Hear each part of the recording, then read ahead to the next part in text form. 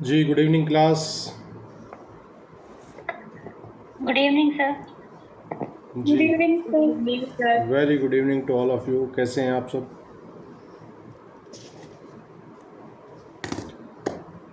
Last class में हमने section 181 CrPC तक देख लिया है और आज की क्लास में हम सेक्शन 182 सीआरपीसी को पढ़ेंगे। जी, रवि, आवाज़ आ रही है आपको मेरी? जी सर, आ रही आवाज। जी, चलिए देखते हैं 182 क्या कह रहा है। 182 बात कर रहा है offences committed bye letters etcetera, पत्रों आदि के द्वारा किए गए अपराध। ठीक है, तो ये कह रहा है any offence which includes cheating में if the deception is practised by means of letters or telecommunication messages be inquired into or tried by any court within whose local jurisdiction such letters or messages were sent or were received, and any offense of cheating and dishonestly inducing delivery of property may be inquired into or tried by a court within whose local jurisdiction the property was delivered by the person deceived or was received by the accused person। ठीक है, Hindi version देखते हैं क्या कह रहा है इसका। 182 की उपधारा 1 ये बताती है कि किसी ऐसे अपराध की जिसमें छल करना भी है। छल तो आप समझते हैं, आईपीसी में छल पढ़ा है हमने। कौन सी धारा में आईपीसी में छल बताया गया है? कल्पना, 463। छल, चीटिंग की बात हो रही है, कूट रचना की बात नहीं कर रहा हूँ। 420 है। हाँ, 415 में छल बताया है और फिर आगे छल से संबंधित धाराएं हैं 416, 17, 18, 19, 20, है ना। तो बेसिकली छल जो है वो 415 में बताया है। ठीक है,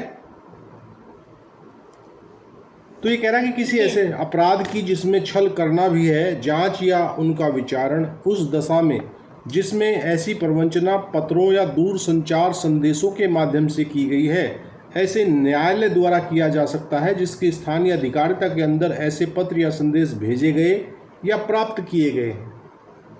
तो जिस न्यायालय के क्षेत्राधिकार के माध्यम से वो पत्र भेजे गए हैं या वो मैसेजेस भेजे गए हैं, वहाँ भी उसका ट्रायल हो सकता है, और जहाँ वो रिसीव किए गए हैं वहाँ भी उनकी जांच या विचारण की जा सकती है। क्लियर है?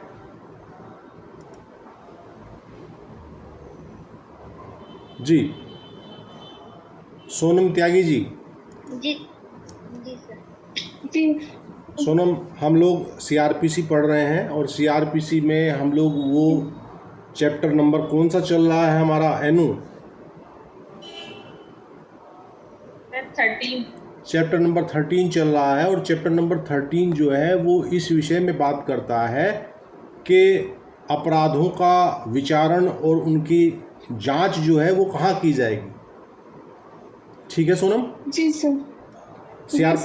सीआरपीसी पढ़ी है आपने पहले?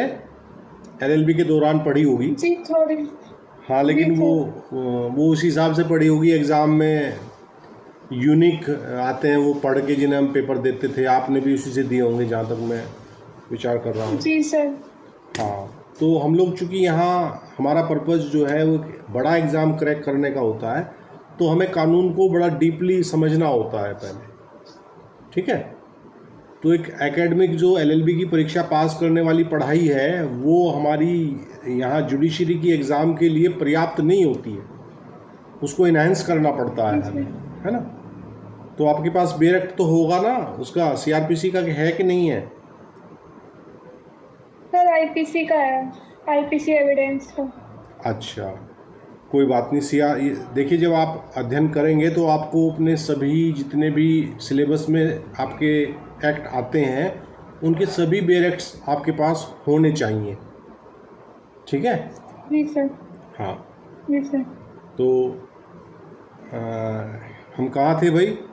हम बता रहे थे कि जहाँ से वो पत्र भेजे गए हैं उस न्यायालय में भी उसका क्षेत्राधिकार हो सकता है, और जहाँ वो पत्र प्राप्त हुए हैं उस न्यायालय में भी वो क्षेत्राधिकार हो सकता है। ठीक है। तथा छल करने और बेईमानी से संपत्ति का प्रदान उत्प्रेरित करने वाले किसी अपराध की जांच या उनका विचारण ऐसे न्यायालय द्वारा किया जा सकता है जिसकी स्थानीय अधिकारिता के अंदर संपत्ति प्रवंचित व्यक्ति द्वारा प्रदत्त की गई है या अभियुक्त व्यक्ति द्वारा प्राप्त की गई है। यदि कोई संपत्ति का लेन देन हो जाता है तो फिर उसका जांच या विचारण उस न्यायालय के क्षेत्राधिकार में जाएगा जिस स्थान पर वो संपत्ति छल के अनुसरण में प्रदान की गई या प्राप्त की गई। Is that clear? अब 182 की उपधारा 2 देखते हैं। वो कह रहा है any offence punishable under section 494 और section 495 of the Indian penal code 45 of 1860 may be inquired into or tried by a court within whose local jurisdiction the offence was committed, or the offender last resided with his or her spouse by the first marriage, or the wife by the first marriage has taken up permanent residence after the commission of the offence। तो जी 182 की जो धारा 2 बात कर रही है वो धारा 494 और 495 आईपीसी के अंतर्गत किए गए अपराधों के विषय में बात करती है। आईपीसी की 494 और 495 क्या बताती है Anu? What is 494 and 495 IPC? 494 में तो ये है कि हस्बैंड और वाइफ के जो ड्यूरिंग लाइफ टाइम है उसमें दोबारा से मैरिज करने का है, जिसको बाइगेमी बोलते हैं। बाइगेमी, दुर्विवाह। 495 में, हाँ 495 में सर जो शादी मतलब जो शादी हुई है शायद उसको छिपाना है, कुछ इस टाइप से है। हाँ हाँ हाँ, पूर्ववर्ती विवाह से पश्चातवर्ती विवाह को छिपाना है। जी जी जी जी जी, बहुत अच्छे। तो अगर उन धाराओं से संबंधित अपराध है तो उस अपराध का जांच या विचारण कहाँ होगा, ये 182 की उपधारा 2 बताती है। ये ध्यान रखिएगा, कई बार बड़ा कन्फ्यूजन हो जाता है, चूँकि आगे जब हम पढ़ेंगे तो एक अलग से वहाँ बताया गया है। धारा जो है 198 है शायद, इसमें 198 क्या बात करती है भाई? विवाह के विरुद्ध अपराधों के लिए अभियोजन की बात करती है 198। ये तो संज्ञान वाली बात आएगी। यहाँ इन्होंने बताया है कि उसको 182 की उपधारा 2 में बताया है कि इस प्रकार का यदि कोई अपराध है तो उसका जांच या विचारण कौन सा न्यायालय करेगा। ये कहता है कि any offence punishable under section 494 or section 495 of the Indian Penal Code 45 of 1860 may be inquired into or tried by a court within whose local jurisdiction the offence was committed of the offender last resided with his or her spouse by the first marriage। ठीक है। तो ये कह रहा है कि भारतीय दंड संहिता की 1860 का जो 45 है एक्ट नंबर, उसकी धारा 494 और 495 के अधीन यदि दंडनीय किसी अपराध की जांच या उसका विचारण ऐसे न्यायालय द्वारा किया जा सकता है जिसकी स्थानीय अधिकारिता के अंदर अपराध किया गया है, या अपराधी ने प्रथम विवाह की अपनी पत्नी या पति के साथ अंतिम बार निवास किया है। तो 2 ऑप्शन आ गए। एक ऑप्शन तो ये है कि जहां वो सेकंड मैरिज हुई है वहां भी वो मैटर चल सकता है, या फिर अपने पूर्व विवाह के जो उसके पति या पत्नी थे। चूँकि जो बाइगेमी का जो अपराध है वो पति और पत्नी दोनों में से कोई भी कर सकता है। क्यों सोनम, बाइगेमी आपको समझ आ रहा है? थोड़ा थोड़ा आ रहा है, थोड़ा थोड़ा आ रहा है, कोई बात नहीं, ज़्यादा भी आ जाएगा। देखिए बाइगेमी का मतलब ये है कि देखिए हमारे यहाँ जो हिंदूज़ में है वो सिंगल मैरिज का प्रावधान है। ठीक है, मोमडन्स में 4 मैरिज अलाउ हैं। तो यहाँ 494 ये कहता है कि यदि पति या पत्नी के जीवित रहते हुए और विवाह वैध रूप से चलते हुए, 2 ही रीज़न है हमारे यहाँ विवाह भंग होने के। या तो विवाह भंग होगा कैसे, by the decree of the court, divorce की डिक्री से विवाह भंग होगा, या पति या पत्नी में से किसी एक की मृत्यु हो जाए तब विवाह भंग होता है। उसके अलावा हिंदूज़ में विवाह भंग होने का तीसरा कोई रास्ता नहीं है। यदि इन दोनों रास्तों को बाईपास करते हुए कोई व्यक्ति अपनी पति या पत्नी के जीवन काल में कोई व्यक्ति दूसरी शादी करता है तो उस दूसरी शादी करने के लिए उसको 494 में दंडित करने का प्रावधान है। तो उसका ट्रायल कहाँ चलेगा? तो वो कह रहा है कि उसका ट्रायल या तो उसने शादी जहाँ की हो वहाँ चलेगा। मान लीजिए सहारनपुर में रहने वाला कोई व्यक्ति दिल्ली में जाके दूसरी शादी कर लेता है, तो उसका ट्रायल जहाँ सेकंड मैरिज हुई है, अपराध कमिटेड हुआ है, वहाँ हो सकता है, या फिर वो अपने पूर्व पति या पत्नी के साथ अंतिम बार उसने निवास कहाँ किया था वहाँ भी हो सकता है।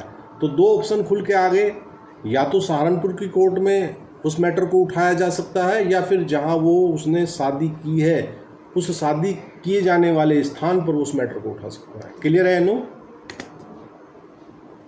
Yes sir. और आगे कह रहा कि यह प्रथम विवाह की पत्नी अपराध के किए जाने के पश्चात स्थायी रूप से निवास करती है। पत्नी के लिए एक ऑप्शन और खोल दिया है। पत्नी के लिए ऑप्शन क्या खुल गया है? तीसरा ऑप्शन भी खुल गया है। मान लीजिए पति पत्नी रहते तो सहारनपुर में थे, पति ने जाके शादी दिल्ली में की, दो ऑप्शन खुले। अब तीसरा ऑप्शन ये है कि पत्नी का मायका जो है मेरठ में है, पत्नी पति को छोड़ के मेरठ में रहने लगी जब उसे पता लगा इसने सेकंड मैरिज कर ली, तो पत्नी मेरठ में भी वो मुकदमा कर सकती है। रवि माहेश्वरी क्लियर हो रहा है भाई? जी सर, हो रहा है। बहुत अच्छे जी। Amit ji welcome. Good evening sir. Very good evening. बहुत देर कर दी हुजूर आते आते।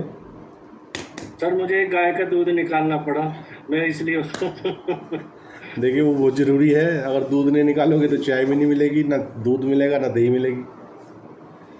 जी सर, जी सर। वो तुम्हारे हाथ तड़ है क्या? जी सर।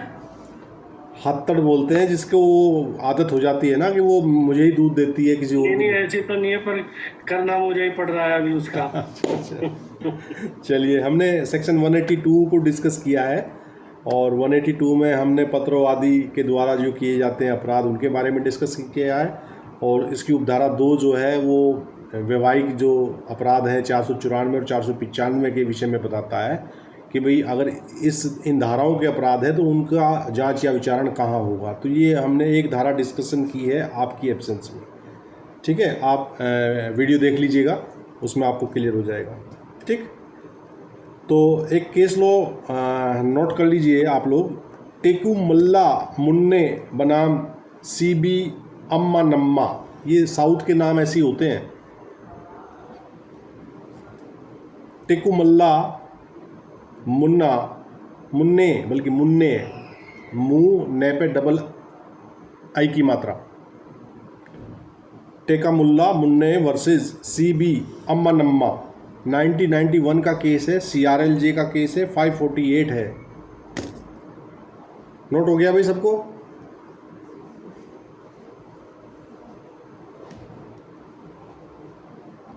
कल्पना, एनु, ईयर कौन सा है सर? ईयर इसका ईयर है 1991। जी सर। इस बारे में ऑनरेबल कोर्ट कहते हैं कि in case of bigamy the magistrate having jurisdiction over the place where the offence is committed and also the marriage having jurisdiction over the place where the offender last lived with have jurisdiction. तो जो बात हम उपधारा 2 में पढ़ के आए हैं उसी बात को ये तस्दीक कर रहा है केस लो। ये कह रहा है कि द्विविवाह के मामले में उस स्थान पर जहां अपराध कारित किया जाता है अधिकारिता धारण करने वाले मजिस्ट्रेट या उस स्थान पर जहां अपराधी अंतिम बार निवास किया था अधिकारिता धारण करने वाले मजिस्ट्रेट को अधिकारिता होगी। बिल्कुल यही बात तो हम 182 के सब सेक्शन 2 में पढ़े हैं। तो इसी बात को जो है कोर्ट ने अपनी मोहर लगाई है कि अगर ऐसा है तो 2 ऑप्शन खुल के आते हैं कि जहां अपराध हुआ है, यानी कि जहां बाइगेमी का अपराध हुआ है, शादी की है वहाँ, या जहाँ वो अंतिम बार साथ रहे हैं वहाँ। और पत्नी के लिए अलग से एक तीसरा स्थान भी है कि जहाँ वो उस द्विविवाह के बाद निवास कर रही है वहाँ। तो क्लियर है भाई।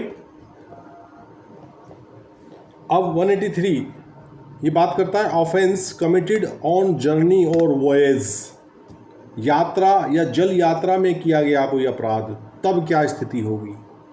ठीक है, क्योंकि यात्रा और जल यात्रा में क्या होता है कि हम मूवमेंट में रहते हैं। तो ये कह रहा कि when an offence is committed whilst the person by or against whom or the thing in respect of which the offense is committed is in the course of performing a journey or voyage, the offense may be inquired into or tried by a court through or into whose local jurisdiction that person or thing passed in the course of that journey or voyage। ये कहता है 183 कि यदि कोई अपराध उस समय किया जाता है जब वह व्यक्ति जिसके द्वारा या वह व्यक्ति जिसके विरुद्ध या वह चीज़ जिसके बारे में वह अपराध किया गया किसी यात्रा या जल यात्रा पर है, तो उसकी जांच या विचारण ऐसे न्यायालय द्वारा किया जा सकता है जिसकी स्थानीय अधिकारिता में से होकर या उसके अंदर वह व्यक्ति या चीज़ उस यात्रा या जल यात्रा के दौरान गई है। क्या समझे? 183 से क्या समझ आया? रवि माहेश्वरी आप बताइए 183 से आपको क्या समझ आया भाई?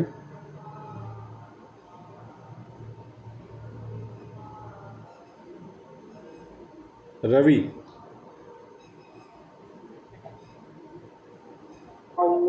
हेलो जी बोलिए। मेरी समझ में नहीं आया ज़्यादा। हाँ कोई बात नहीं। अमित आप बताइए 183 क्या कहना चाह रहा है, क्या समझ, आप क्या समझ? सर 183 ये कहना चाह रहा है कि अगर यात्रा के दौरान कोई जो वेसल है या कोई जलयान है वो जहाँ से जिस जुरिडिक्शन में से या तो गुजरा हो कोई ऑफेंस होते हुए उन सभी के जुरिडिक्शन में भी केस हो सकता है, या जहाँ पे वो लास्ट पहुंचा है वहाँ पे, या जहाँ से शुरू हुआ है वहाँ पे, कहीं पे भी वो हो सकता है। देखिए जैसे कि एग्जाम्पल आप लीजिए कि भाई आप ट्रेन से यात्रा कर रहे हैं और ट्रेन से यात्रा करने के दौरान आपके साथ कोई अपराध हो गया, आपका कुछ चोरी हो गया सामान, या आपकी जेब कट गई, या कुछ भी हो गया, तो आप जहां आपकी यात्रा टर्मिनेट होती है या तो वहां आप अपनी सूचना दर्ज कराएंगे, या फिर आप जहां आपके साथ एक्चुअल वो घटना हुई थी आपकी नॉलेज में आ गई थी तो वहां भी आप करा सकते हैं, है ना। तो ये 183 बात कर रहा है। मोटा मोटी आप समझ गए होंगे कि कंटिन्यूएशन के दौरान जो है जहाँ जहाँ से आप गुज़र के आए और जहाँ आपके साथ वो घटना हुई या तो वहाँ या फिर जहाँ आप पहुँचे वहाँ आप उस मामले में अपनी सूचना दर्ज करा सकते हैं और उस अपराध का जांच या विचारण वहाँ संभव है according to section 183 CRPC। Sir train के लिए तो वैसे भी स्पेशल जो थाने बने होते हैं, जब यात्रा करते हैं तो जो जोन होते हैं थाना उनका क्षेत्र होता है ट्रेन के गुजरने का भी, ट्रेन का वहां से वहां तक का, वहां से वहां। हाँ वो GRP के थाने होते हैं। जी जी जी। लेकिन यात्रा ये तो सभी के लिए है, हाँ, चाहे मतलब नेशन में करनी है, मतलब वो चाहे ट्रेन में, चाहे किसी भी। हाँ जल यात्रा हो, स्थल यात्रा हो, वायुयान हो, है ना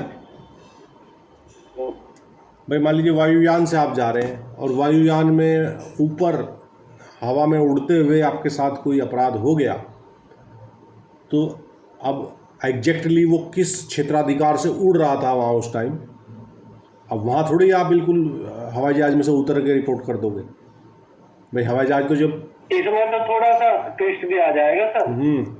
होता क्या है कि अगर जो एयरप्लेन है वो तो जैसे इंडिया का अगर एयरप्लेन अगर वो बाहर भी जा रहा है वो तो जब तक वो इंडिया के एयरप्लेन के अंदर है तो अपराध इंडिया में ही माना जाएगा कि इंडिया में ही किया गया है। आईपीसी की जब हम शुरुआती धाराएं पढ़ते हैं, आईपीसी की धारा 3, 4, 5 में ये सारी बातें निकल के आती हैं तो वहाँ बता दिया गया है कि अगर भारत में कोई पोत या विमान रजिस्ट्रीकृत है तो वो पोत या विमान दुनिया के किसी भी कोने में हो, वो यही माना जाएगा कि वो भारतवर्ष के अंदर ही अपराध हो रहा है। ठीक है ना, वो चलता फिरता भारत का एक द्वीप मान लीजिए उसे, है ना। जी जी जी। क्लियर है अनु? कोई डाउट किसी किस्म का? नो सर, क्लियर है। सोनम, त्यागी, आप समझ पा रहे हैं कुछ? जी सर, क्लियर है। थोड़ा बोल्ड अपनी आवाज़ में कुछ दम पैदा कीजिए, ये कानूनी लोगों की आवाज़ नहीं है। जी सर। जी, अभी आपका पहला दिन है क्लास में, तो आपको थोड़ा सा ये जो कल्पना जी हैं क्लास में, ये शुरू में जब क्लास में आई थी तो ये बिल्कुल नहीं बोलती थी। क्यों कल्पना? हाँ सर, हम अभी यही कहने वाले थे कि ये हमारी तरह है। और अब कल्पना जो है वो तपाक से जवाब देती है, और बहुत अच्छे कंसेप्ट आपके क्लियर हैं कल्पना। आप लगे रहिए, अपनी मेहनत बरकरार रखिए, कोई ताकत नहीं है कि आपको सफलता ना मिले। ठीक है ना, आप सही दिशा में जा रहे जी, हैं। Thank you sir. Okay sir. जी। 184 बात करता है भाई, place of trial for offences triable together. ये कह रहा है एक साथ विचारणीय अपराधों के लिए विचारण का स्थान क्या होगा।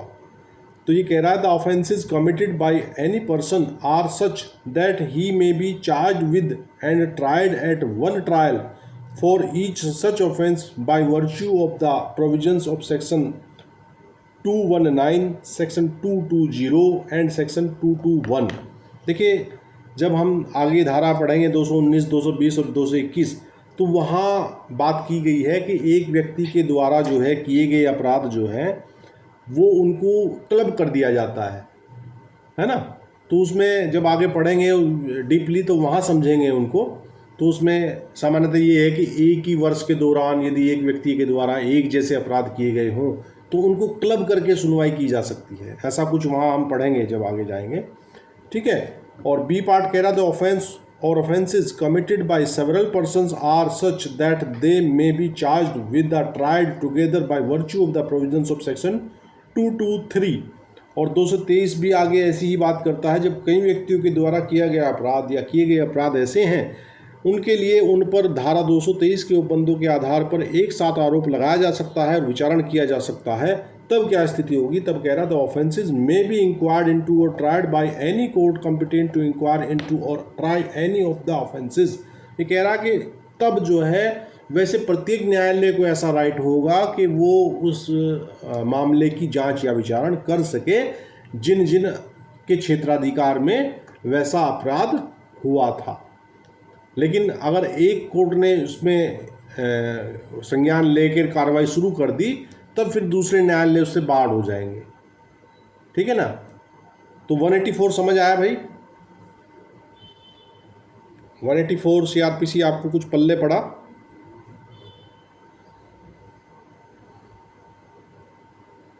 सर ये जॉइंटली ट्रायल के लिए है कि अपराध अगर एक जैसे हैं, कुछ समय दिया है निश्चित, उतने समय के अंदर है तो एक साथ ट्रायल होगा ताकि कोर्ट का समय और उसको बचाया जाए। बस ये न्यायालय के बहुमूल्य समय को बचाने के लिए ये व्यवस्था है।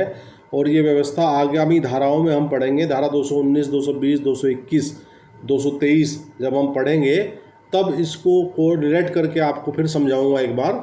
तो 184 इतना ही बता रहा है कि यदि आप विभिन्न कोई अपराध एक व्यक्ति के द्वारा किए गए हैं या बहुत से व्यक्तियों के द्वारा मिलकर कोई एक अपराध किया गया है और वो अलग अलग स्थान पे, ये जो बी पार्ट है ये कह रहा था offence or charges committed by the offence और offences committed by several persons are such that they may be charge with and tried together.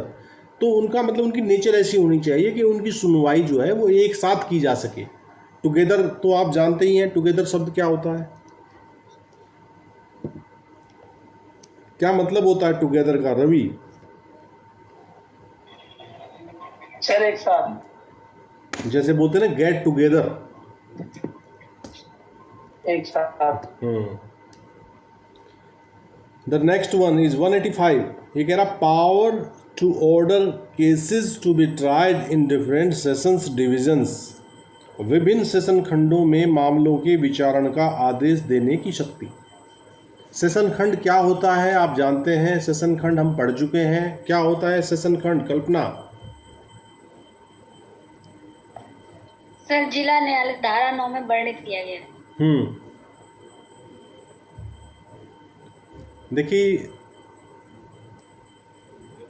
प्रत्येक जो है वो सामान्यतः हमारे यहाँ प्रत्येक जिला एक सामान्य वो क्या है, एक सेशन खंड है ना। तो ये बात कर रहा है विभिन्न सेशन खंडों में मामलों के विचारण का आदेश देने की शक्ति। तो ये कह रहा not with standing anything content in the preceding provisions of the chapter of this chapter the state government may direct that any cases or class of cases committed for trial in any district may be tried in any session division, provided that such direction is not repugnant to any direction previously issued by the High Court or the Supreme Court under the Constitution or under this code or any other law for the time being in force। 185 कह रहा कि इस अध्याय के पूर्ववर्ती उपबंधों में किसी बात के होते हुए भी राज्य सरकार निर्देश दे सकती है कि ऐसे किन्हीं मामलों का या किसी वर्ग के मामलों का विचारण जो किसी जिले में विचारणार्थ सुपुर्द हो चुके हैं किसी भी सेशन खंड में किया जा सकता है, परंतु यह तब जबकि ऐसा निर्देश उच्च न्यायालय या उच्चतम न्यायालय द्वारा संविधान के अधीन या इस संहिता के या तत्समय प्रवृत्त किसी अन्य विधि के अधीन पहले ही जारी किए गए किसी निर्देश के विरुद्ध ना हो। तो मतलब सामान्य बात तो हम ये पढ़ के आए हैं कि भी जहाँ अपराध होगा, जिस अपराध का जहाँ संज्ञान लिया जाएगा, जिसको जुरिस्डिक्शन होगा वो उसकी सुनवाई करेगा।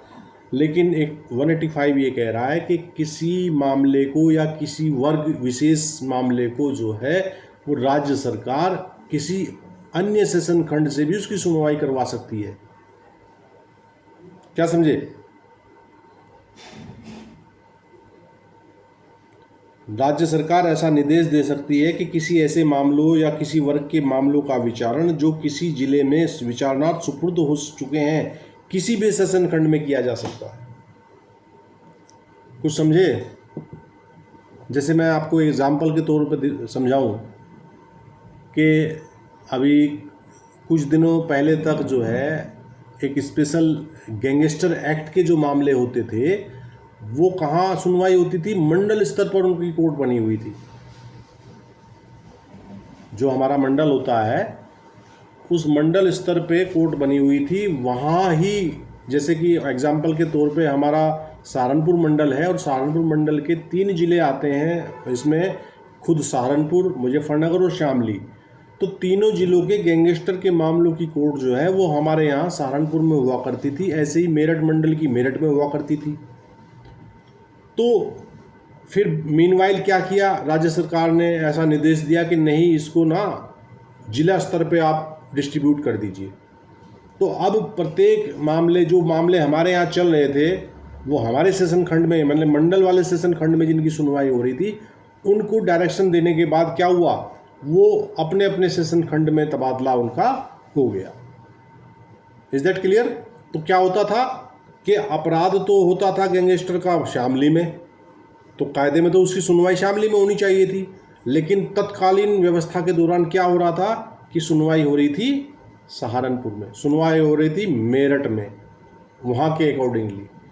फिर बाद में उसको क्या कर दिया, राज्य सरकार ने कहा नहीं, इसको जिला स्तर पे ही रख दिया जाए। तो कोई भी इस प्रकार के निर्देश दिए जा सकते हैं।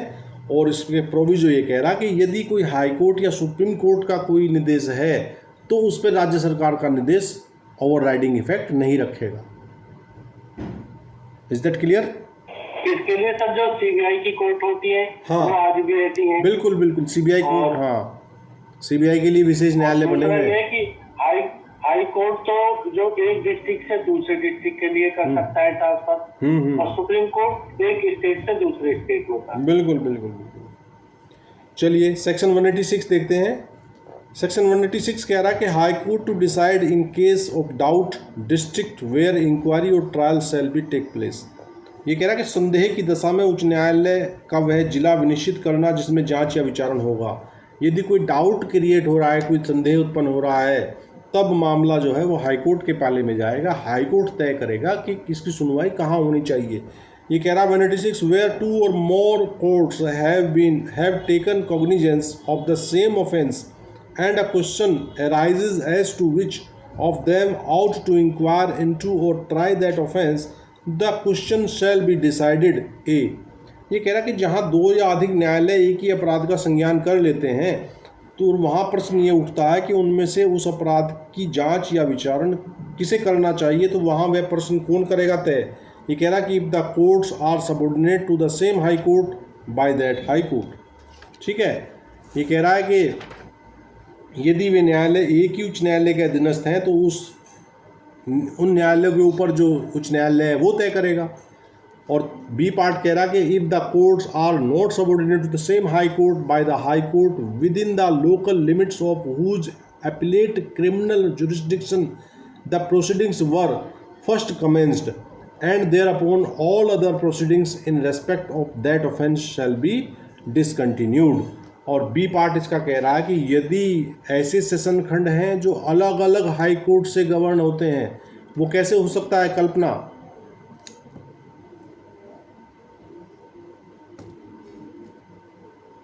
जी सर। वो कैसे हो सकता है? ये जो बी वाली पार्ट है ये कह रहा है कि यदि वे न्यायालय एक ही उच्च न्यायालय के अधीनस्थ नहीं है तो उस उच्च न्यायालय द्वारा जिसकी अपीली दांडिक अधिकारिता की स्थानीय सीमाओं के अंतर्गत कार्रवाई पहले प्रारंभ की गई थी विनिश्चित किया जाएगा। अरे मान लीजिए हमारा जैसे कुछ डिस्ट्रिक्ट्स ऐसे हैं जो लगे हुए हैं बिल्कुल सहारनपुर, और हमारा हरियाणा में यमुनानगर है, तो सहारनपुर की जो कोर्ट है वो तो इलाहाबाद हाई कोर्ट के अंडर में आती है, प्रयागराज हाई कोर्ट के। और जो यमुनानगर है वो कौन सी कोर्ट के अंडर आता है? एनू हरियाणा सर। हाँ, Punjab and Haryana high court. Punjab में। हाँ, दोनों का जॉइंट है ना, साझा है दोनों का। ठीक है ना। तो ऐसी अवस्था में यदि यहाँ कोई doubt create, Punjab and Haryana का तो सर चंडीगढ़ हुआ, वो खुद चंडीगढ़ का भी। हाँ, 3 स्टेट का एक है। ठीक है ना। कौन सा आर्टिकल है कॉन्स्टिट्यूशन का जो ये प्रावधान करता है?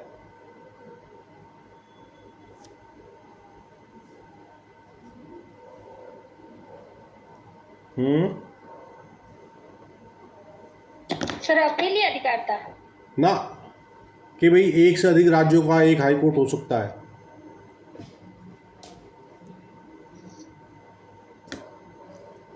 दो 215। नो, मैंने याद करने के लिए उसको एक फॉर्मूला बनाया हुआ है।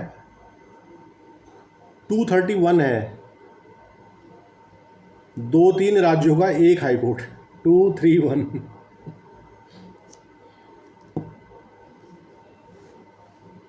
समझ आ गया?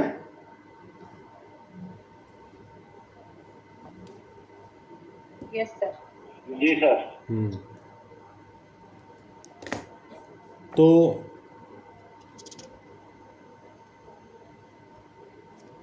And thereupon all other proceedings in respect of that offence shall be discontinued. तो ये कह रहा है कि जब वो इस प्रकार के 2 सेशन खंड हों जो अलग अलग हाई कोर्ट्स के अंडर आते हों, तो फिर जो है उस कोर्ट का हाई कोर्ट तय करेगा जिस कोर्ट के अंतर्गत पहले कार्रवाई संस्थित कर दी गई थी, और सेकंड वाले को रोक दिया जाएगा। मान लीजिए सहारनपुर में पहले अगर कार्रवाई संस्थित हो गई थी और यमुनानगर में बाद में हुई, तो फिर हाई कोर्ट कौन सा तय करेगा? Allahabad high court. और यदि वही कार्रवाई यमुनानगर में पहले हो जाती और सहारनपुर में बाद में होती, तो फिर वो Punjab and Haryana high court के पाले में गेंद चली जाती। पहले आओ पहले पाओ। क्लियर है रवि? जी सर। सोनम त्यागी, आपको समझ आई है कुछ बात जो हमने धारा 186 में पढ़ी? जी सर। क्या समझ में आई? थोड़ा बोल के बताइए, बिंदास बोलिए। गलती हो जाएगी उससे मत डरिए, क्योंकि आप गलती करने के लिए बैठे हैं यहाँ। अगर सही हो। आपने ये संदेह की दशा में उच्च न्यायालय, हाई कोर्ट तय करेगा कि सुनवाई कहाँ होनी चाहिए। बिल्कुल बिल्कुल। और यदि दोनों जो सेशन खंड हैं वो अलग अलग हाई कोर्ट्स के अंडर में आ रहे हैं तब कौन तय करेगा? सर जहाँ पे पहले कार्रवाई चली है वो तय करेंगे। जिस उच्च न्यायालय के अधीनस्थ सेशन खंड में पहले कार्रवाई संस्थित कर दी गई थी फिर वो हाईकोर्ट तय करेगा। ठीक है ना? जी सर। हाँ चलिए, जी बहुत बहुत अच्छा, बहुत अच्छा, सही समझ रहे हैं आप, बहुत अच्छा। 187 कह रहा है पावर टू इशू समन्स और warrant for offence committed beyond local jurisdiction. तो 187 जो है वो सामान्यतः एक अपवाद की अवस्था बता रहा है। सामान्यतः जो जांच या विचारण है वो होता है कहाँ? जहाँ की स्थानीय अधिकारिता के अंतर्गत कोई अपराध हुआ है। 187 कुछ दूसरी बात कह रहा है। इसकी दो उपधारा हैं। पहली उपधारा देखते हैं। ये कह रहा है when a magistrate of the first class sees reason to believe that any person within his local jurisdiction has committed outside such jurisdiction whether within or outside India. तो ये कह रहा है कि जो प्रथम फर्स्ट क्लास का जो मजिस्ट्रेट है वो ऐसा कुछ देखता है कि भाई एक व्यक्ति है उसने अपराध किया है, कहाँ किया है? उसके लोकल जुरिस्डिक्शन के बाहर किया है। और बाहर कितने बाहर किया है? इवन वो आउटसाइड इंडिया भी किया हो। तो ये कह रहा है weather within or outside India, या तो भारतीय सीमाओं के अंतर्गत किया हो या भारत से बाहर भी किया हो, तब an offence which cannot under the provisions of section 177 to 185 both inclusive or any other law for the time being in force be inquired into or tried within such jurisdiction but is under some law for the time being in force tribal in India, such magistrate may inquire into the offence as if it had been committed within such local jurisdiction and compel such person in the manner hereinbefore provided to appear before him and send such person to the magistrate having jurisdiction to inquire into or try such offence, or if such offence is not punishable with death or imprisonment for life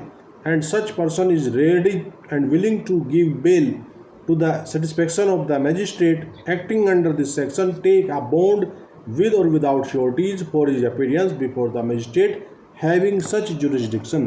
तो 187(1) ये कह रहा है कि जब किसी प्रथम वर्ग मजिस्ट्रेट को यह विश्वास करने का कारण दिखाई देता है कि उसकी स्थानीय अधिकारिता के अंदर किसी व्यक्ति ने ऐसी अधिकारिता के बाहर, चाहे भारत के बाहर या भारत के अंदर या भारत के बाहर, ऐसा अपराध किया है जिसकी जांच या विचारण 177 से लेकर 185 तक की धाराओं, जिनके अंतर्गत ये दोनों धाराएं भी आती हैं, हम पढ़ के आए हैं पीछे से 177 से लेकर 185 तक, ठीक है, वो बंदों के अधीन या तत्समय प्रवृत्त किसी अन्य विधि के अधीन ऐसी अधिकारिता के अंदर नहीं किया जा सकता है, किंतु जो तत्समय प्रवृत्त किसी विधि के अधीन भारत में विचारणीय है, तब ऐसा मजिस्ट्रेट उस अपराध की जांच ऐसे कर सकता है मानो वह ऐसी स्थानीय अधिकारिता के अंदर किया गया है, और ऐसे व्यक्ति को अपने समक्ष हाजिर होने के लिए इसमें इसके पूर्व उपबंधित प्रकार से विवश कर सकता है।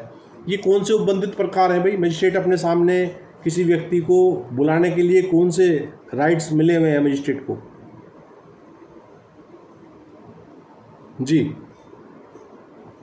समन करेगा सर, वारंट करेगा, समन करे, वारंट करे, 82 करे, 83 करे, है ना, वो सारे राइट हैं बुलाने के, ठीक है। मानो वह ऐसी स्थानीय अधिकारिता के अंदर किया गया है और ऐसे व्यक्ति को अपने समक्ष हाजिर होने के लिए इसमें इसके पूर्व उपबंधित प्रकार से विवश कर सकता है कि, और ऐसे व्यक्ति को ऐसे अपराध की जांच या विचारण करने की अधिकारिता वाले मजिस्ट्रेट के पास भेज सकता है, या यदि ऐसा अपराध मृत्यु से या आजीवन कारावास से दंडनीय नहीं है तो ऐसा व्यक्ति इस धारा के अधीन कार्रवाई करने वाले मजिस्ट्रेट को समाधानप्रद रूप से जमानत देने के लिए तैयार और इच्छुक है, तो ऐसी अधिकारिता वाले मजिस्ट्रेट के समक्ष उसकी हाजिरी के लिए प्रतिभोग सहित या रहित बंधपत्र ले सकता है। तो जो अगर मामले अपराध जो है वो मृत्यु या आजीवन कारावास से दंडनीय नहीं है, कोई अन्य नेचर का है, तो वैसी अवस्था में वो मजिस्ट्रेट उसको जमानत पे छोड़ देगा और उसको ये डायरेक्शन देगा, उससे बॉन्ड ले लेगा कि भाई जहां आपको जो इसका सुनवाई के लिए, विचारण के लिए जिसको राइट है, उस न्यायालय के समक्ष आप हाजिर हो जाएंगे, ठीक है। क्या समझे? तो सर ये उनके लिए होता है, अपराधियों के लिए, जो कहीं अपराध करके कहीं बाहर ऐसी जगह पकड़े जाते हैं। बिल्कुल। मान लीजिए अपराध कहीं बाहर किया है और जानकारी यहाँ हो जाती है, तो यहाँ वाला मजिस्ट्रेट उसको आहूत करके और उससे बाउंड वाउंड लेके उसको अगर आजीवन कारावास और मृत्यु से दंडनीय अपराध नहीं है तो उसको बेल पे छोड़ देगा, और यदि ऐसा अपराध है तो उसको कहाँ रखेगा, उसमें भेजेगा, JCR में भेजेगा। ठीक है ना। और उपधारा 2 कह रही है कि when there are more magistrates than one having such jurisdiction and the magistrate acting under this section cannot satisfy himself as to the magistrate to or before whom such person should be sent or should to appear, the case shall be reported for the orders of the high court। जो कह रहा है जब ऐसी अधिकारिता वाले magistrate एक से अधिक हैं और इस धारा के अधीन कार्य करने वाला मजिस्ट्रेट अपना समाधान नहीं कर पाता है कि किस मजिस्ट्रेट के पास या समक्ष ऐसा व्यक्ति भेजा जाए या हाजिर होने के लिए आबद्ध किया जाए, तो मामले की रिपोर्ट उच्च न्यायालय के आदेश के लिए की जा सकती है। तो वो मजिस्ट्रेट ही डाउटफुल है कि भाई मुझे कहाँ भेजना है ऐसे, है ना, उसमें संदेह उत्पन्न हो रहा है, तो फिर ऐसी अवस्था में वो एक रिपोर्ट तैयार करेगा और हाई कोर्ट के समक्ष भेज देगा। फिर ऑनरेबल हाई कोर्ट तय करेगा कि किस मजिस्ट्रेट के समक्ष आपको उस जांच या विचारण के लिए प्रस्तुत होना है। ठीक है माय डियर।